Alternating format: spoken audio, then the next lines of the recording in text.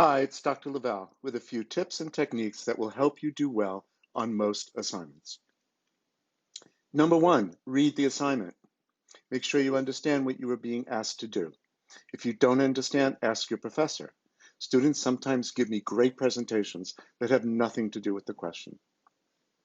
If this is a discussion board, does your professor have a required number of responses to other students? Don't lose points unnecessarily. Next, take the time to learn about your topic. The best sources of information are your textbook and the assigned readings. If you need to do outside research, remember the Berkeley librarians are there to help. Be suspicious of internet sources. They are often inaccurate. Never plagiarize, use quotation marks, and cite your sources.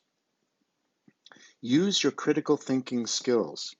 For example, if you're being asked to describe depression, examples of questions you might want to ask are, does this apply equally to men and women? What about children, adolescents, or adults? Does it show itself the same way in different cultures or at different times in history? Is the material I am using reliable? Are there other explanations for what I am saying? Proofread carefully. Read it out loud to yourself slowly. Get someone you trust to proofread it for you. Ask the Center for Academic Success for help. Keep your assignments focused and on point. Pay attention to the quality of your presentation. Double spacing and proper use of paragraphs are important.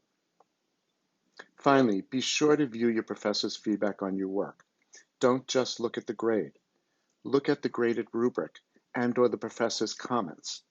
They can be found by clicking on the symbols next to your grade.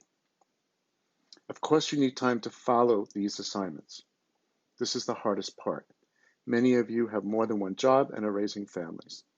Time management is important. Plan out your week in advance.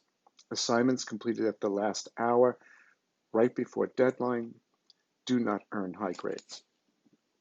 Always reach out to your professors and advisors when you need help. Thank you for listening.